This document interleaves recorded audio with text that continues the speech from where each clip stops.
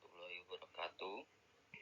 Kami dari kelompok 7 yang beranggotakan saya sendiri Dwi Agung, Bagas Denta, dan Kroyota Ayunin ingin mempresentasikan sistem pengukuran produktivitas pada perusahaan. Pengertian produktivitas. Yang pertama, menurut Daryanto, tahun 2012, produktivitas adalah sebuah konsep yang menggambarkan hubungan antara hasil jumlah barang dan atau jasa yang diproduksi dengan sumber, jumlah tenaga kerja, modal, tanah, energi, dan sebagainya untuk menghasilkan hasil tersebut. Yang kedua, dari Handoko, tahun 2011, produktivitas adalah hubungan antara masukan-masukan dan keluaran-keluaran suatu sistem produktif. Yang ketiga dari Smith dan Wakely tahun 1995, produktivitas adalah produksi atau output yang dihasilkan dalam satu kesatuan waktu untuk input. Dari tiga pakar tersebut dapat disimpulkan bahwa produktivitas merupakan rasio antara efektivitas pencapaian tujuan pada tingkat kualitas tertentu atau output dan efisiensi penggunaan sumber daya atau input. Unsur produktivitas ada 3 macam, yaitu efisiensi, efektivitas, dan kualitas. Yang pertama, efisiensi merupakan ukuran dalam membandingkan penggunaan masukan atau input yang direncanakan dengan penggunaan masukan yang sebenarnya terlaksana dan berorientasi pada masukan.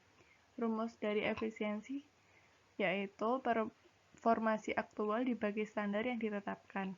Yang kedua, efektivitas merupakan ukuran yang memberikan gambaran seberapa jauh target dapat tercapai baik secara kuantitas maupun waktu dan berorientasi pada keluaran. Semakin besar presentasi yang tercapai, semakin tinggi pula tingkat efektivitasnya. Rumus dari efektivitas itu output aktual dibagi output rencana.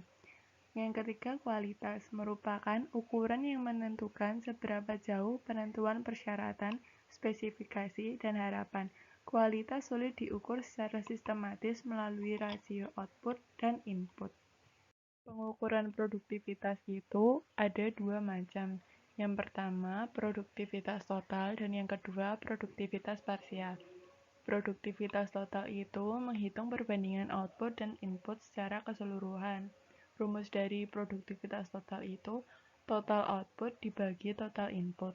Yang kedua, produktivitas parsial, yaitu menghitung perbandingan output dan setiap jenis input.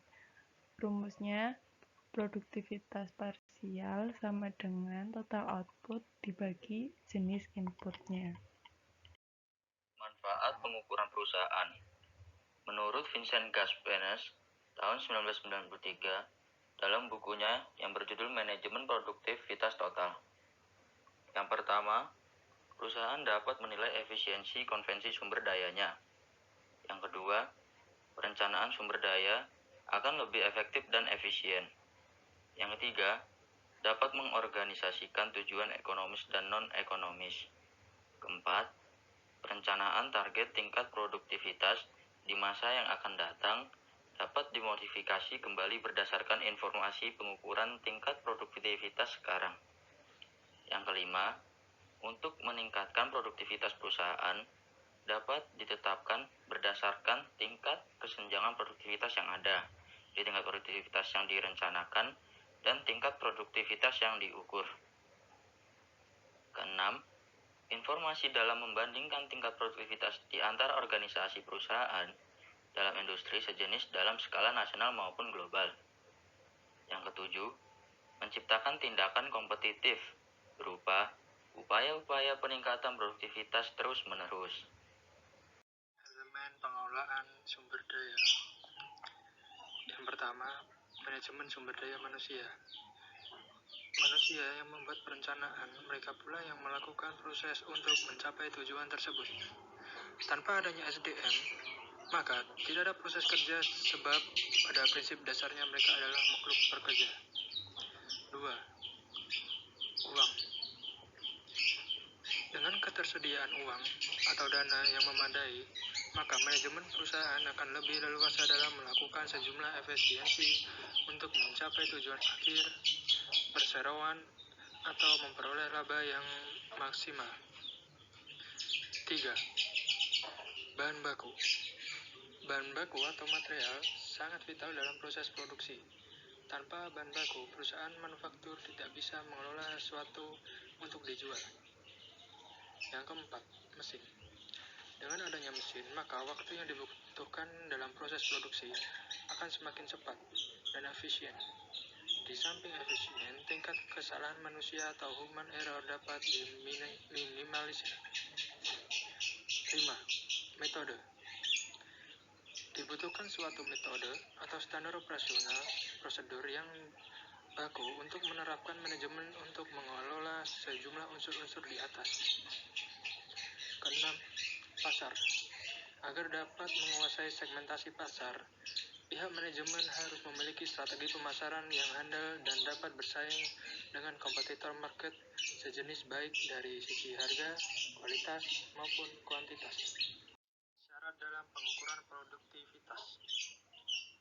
1. Keabsahan, yaitu pengukuran yang dapat menggambarkan perubahan tingkat produktivitas yang sebenarnya secara tepat. 2. Dapat dibandingkan. Perbandingan dilakukan dengan hasil pengukuran produktivitas di dalam masa periode yang berbeda. 3. Kelengkapan. Dengan keikutsertaan seluruh faktor yang mempengaruhi baik dari segi masukan maupun keluaran akan memberikan ketelitian yang tinggi pada hasil pengukuran produktivitas. Keempat, ketermasukan. Pengukuran tingkat produktivitas yang menyatukan banyak kegiatan dalam fungsi organisasi perusahaan. Kelima, efektivitas ongkos, yaitu melakukan analisa rugi dalam fungsi pengukuran agar tidak mengurangi nilai manfaat yang dihasilkan. 6. Tepat waktu. Periode waktu pengukuran harus disesuaikan dengan kebutuhan perusahaan agar pengukuran produktivitas berfungsi tepat. Teknik seleksi. Yang pertama, yaitu penerimaan pendahuluan. Yang kedua, tes penerimaan. Yang ketiga, wawancara seleksi tahap pertama. Yang keempat, pemeriksaan referensi cek berkas. Yang kelima, evaluasi medis. Yang keenam, wawancara tahap kedua. Yang ketujuh, keputusan penerimaan.